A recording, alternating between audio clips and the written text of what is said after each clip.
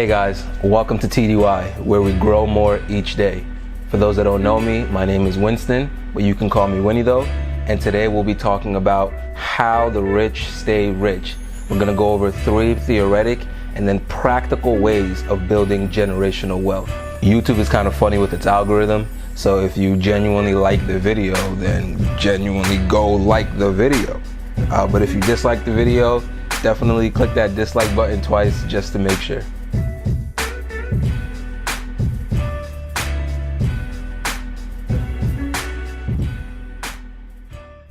Have you ever wondered what it would be like to be born into money? Like to not have to worry about what college you want to go to or not have to worry about, what car you're going to get on your 16th birthday, but to already know that all these needs are taken care of and all these wants are kind of there as well. If you're like me, you probably plan on becoming extremely successful and then leaving a bunch of that money for your kids whenever they're able to, manage and maintain it. But how many stories have you heard of kids pissing away their parents' money after their parents died? There's a saying that usually goes the first generation builds it up, the second generation spends it all, and then the third generation spends their life rebuilding it as well, just for the cycle to continue to be perpetuated. I plan on doing everything possible to stop my family from losing their generational wealth. And it's led me to this conclusion: that building generational wealth is not just about passing down money, but also about passing down information. So tactic number 1, the first thing that you need to teach your kids is the proper information that they need. And this starts by having a wealth mindset. You need to teach your kids how to have a wealth mindset. James Allen wrote an amazing book called As a Man Thinketh. It's such a great book. I literally, if I had a company, I would require my employees to read it literally every quarter. It was the first book I read in the beginning of this year, and it's really shaped my mindset, right? As a man thinketh in his heart, so he is. Which means that it does not matter how much money that you can give to your kids. If your kids have a poor mindset, their reality will immediately revert back to their mindset. Your mindset shapes your reality, which means regardless if you have $1 million in the bank, if you have a poor mindset, you will be poor. So the first thing that you need to teach your kids is how to have a wealth mindset. Please keep in mind there's a difference between being broke and being poor. Being poor is a mindset. Being broke is the very real reality that comes from a poor mindset. The problem is, as kids, we're taught to be earners and not owners. Earners can get rich, but only owners stay rich. The problem with that is earners, their income is tied to a commodity that they can never get back, which is time. They spend their time to make money. Owners, they own assets, and assets generally increase in value over time. Think about it. A house that probably cost $200 back in the 1800s, or whatever that cost is back then, probably costs $200,000 now. Or land, or even stocks. Stocks that were less than $1 back in 1985 are literally worth hundreds of dollars now. And if you owned those assets, your income would also be increasing. To be more practical, the way that you could start your kids off by teaching them how to be owners instead of earners is to invest in things like stocks, land. Give them assets that appreciate over time. I'll even take this a step further and say, because we don't know exactly what the state of the world will look like when our kids are of age to use this money, the best thing that we can do for them is to not put all their eggs in one basket. So not put all their wealth into real estate, or not put all their wealth into stocks and bonds or something like that. And in the finance world, this is called asset allocation or diversification. And what a diversified portfolio does for you is it offers you a lot of exposure into a lot of different areas that you can potentially make money in, some safer, some more risky. And as you continue to balance your portfolio, you're able to capitalize on the gains that you have and minimize your losses as best as possible. And the fun part is diversification can actually be done inside of markets. So you can diversify across a bunch of markets, like the real estate market, like the stock market, like the international market. And then even in the stock market, real estate market, and international market, you can diversify in those markets as well. So for example, instead of buying one stock in one company or buying shares in one company, what you can do in the stock market is buy something called an index fund. And an index fund is actually pretty dope. The way that it works is instead of buying one company, you actually buy into the top 500 publicly traded companies in the stock market. So these companies are like Google, Microsoft, Amazon, Facebook. So you're buying a fund that invests into all these companies. So essentially you become owners of all these companies, 500 companies, opposed to just one company. It's actually pretty cool because even if like 10 companies fail in the market, or 10 companies drop out and are not now the 500 top publicly traded companies or whatever, they get replaced essentially, and you still have the 490 others to bolster your earnings as well. So like you really would only lose money if like the top companies in the world failed, like Facebook, Amazon, Google, and like, is that happening? No. So this can be done in a bunch of ways, but the most efficient way is probably to buy like a index fund, right? So something like Vanguard's 500 that tracks the S&P 500, which is the market, the stock market essentially, or even a Fidelity 500 fund that also tracks the stock market, the S&P 500 as well. So here's an example. Let's say I have a kid right now, God forbid, and I bought him an index fund like this, and I put maybe $200 a month in there from birth until he was 18 years old. So the Vanguard index that I was talking about earlier is returning about 13% on average over 10 plus years. So let's say you leave it in there for 18 years, putting $200 a month, returning, let's say 11%, just to be conservative. You would have over 130K sitting in there for you and your kid by the time that they're 18. Imagine what a properly raised kid who understands the concepts of investing and had a wealth mindset would do with 130K at the age of 18. I know what I would have done at the age of 18 with 130K, and that's not sweat at all what college I was going to. Maybe pay for, grad school right after. Maybe have a little bit more peace of mind. Maybe be able to invest it. Maybe buy some real estate. Who knows? Right? But if I was raised correctly and I had the opportunity to practice what I was taught my entire life, the possibilities would have been endless. Tactic number 2, give your kids a head start. To maintain generational wealth, you really just have to make sure that your kids don't blow your money, right? And the best way that you can teach them not to blow your money, or the best way that you could prevent them from blowing your money, is to give them their money. Like, how many of us have went to a store with, somebody else's money and felt no fear in our heart, no reservation whatsoever when it came to spending money? But that now as soon as you got to come out your pocket just a little bit of your own bread, now you kind of feel it. Right now it kind of hurts a little bit different. I know personally, when I was interviewing for different companies and I was getting flown out to North Carolina and Virginia and places like that, and all expenses paid, on the company's tab, I was wilding. I was getting airplane food, yeah, bring some more peanuts, dude. Get over here with some snacks, man. I was at the airport buying whatever I wanted. I was at the hotel bar chilling, going to plays and doing all of that.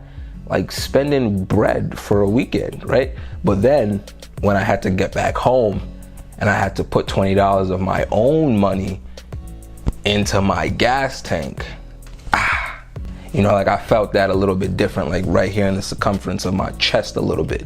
And that's exactly what I'm talking about. If you were to give your kids their own money, they would feel that spending a little bit more than if they were just spending your money. And I'll explain how we can do this. A really practical way that I learned that you can do this is it's called $1 Million Baby Life Insurance Plan.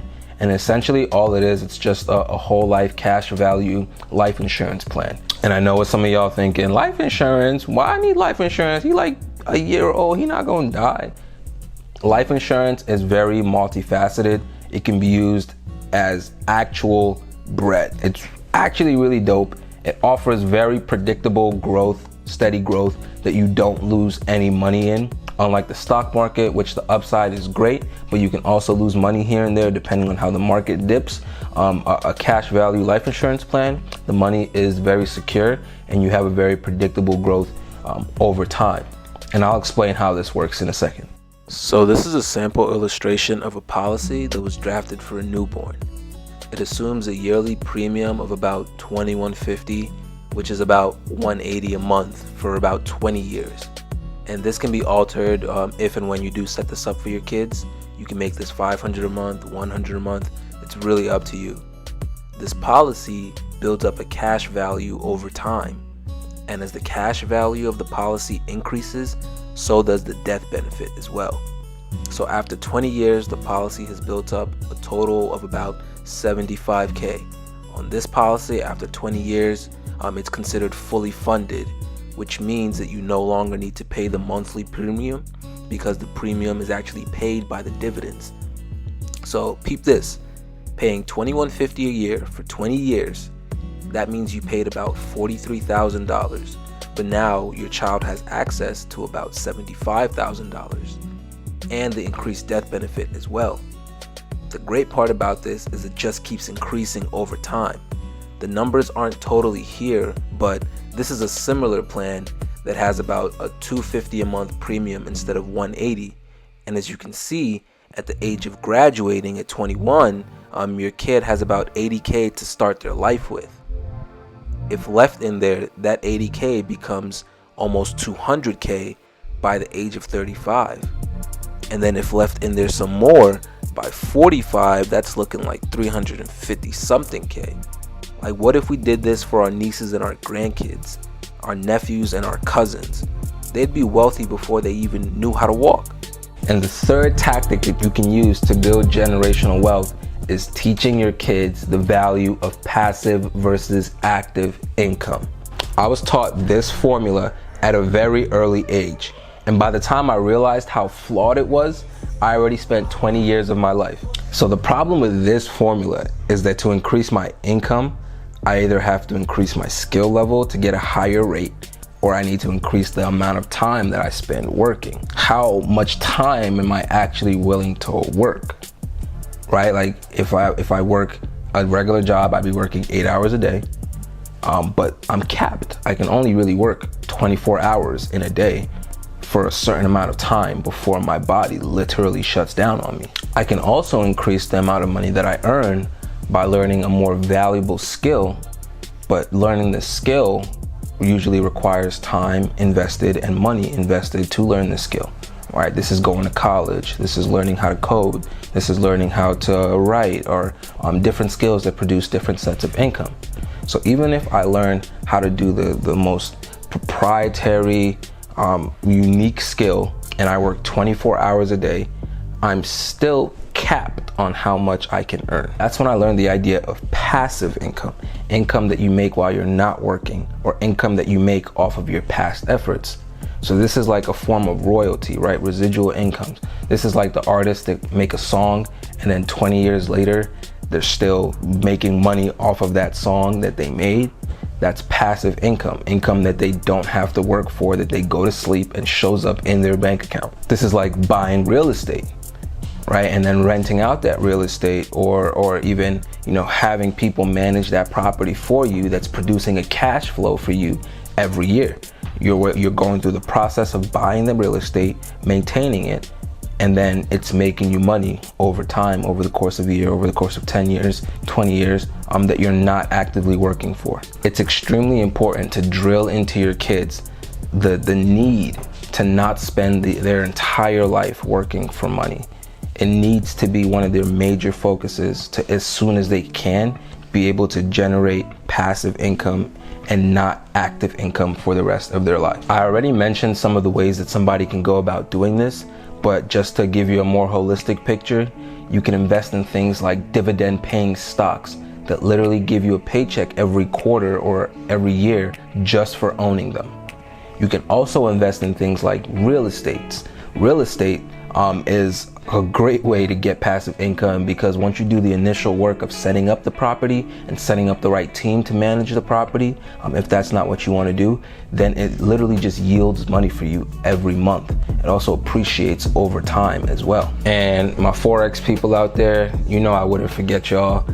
You could also generate passive income by doing that thing that y'all be doing. Another way that you can do this for my more creative people out there is leveraging that creativity. Maybe write a book. Book sales happen for years on end. Like I said, As a Man Thinketh by James Allen was written a while ago, and it's still very, very popular, still generating that residual income, that passive income for whoever is receiving that now. Or you can create a course, or maybe a YouTube channel. Rule number one of building generational wealth is the same as Warren Buffett's rules for investing. Don't lose money.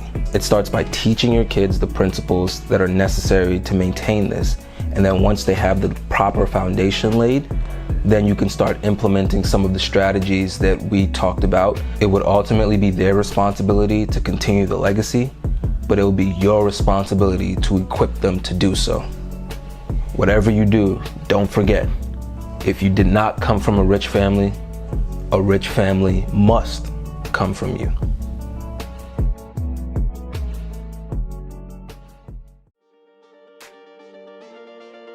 Hey guys, thanks for watching the video, but now I want you guys to take it a step further. I want you guys to decide on what you're going to do with the information that you learned in this video. So decide whether you're going to share it with somebody that you think could benefit, decide whether you're going to use the information immediately and act on it, or decide whether you're just going to continue to learn, continue to grow, so that you'll be poised and ready when the opportunity presents itself. But just decide and stick to whatever you decide to do. And if you're new here, well, what's up? So are we. This is The Driven Youth. We're a channel dedicated to the motivated millennial. We're here to give you the mindset and the methods needed to actualize success, whatever that may be to you. So if you're down for that mission, if you're ready to take that journey with us, then hit that like button, subscribe, comment your thoughts down below. Might be good for some intellectual conversations or something. But most importantly, just join the community. You know, like there's a bunch of us out here that's trying to do something, and nobody gets left behind. So pull up, grab a book, sit down, watch a video, do whatever you got to do just to keep growing. Thanks, y'all. Peace.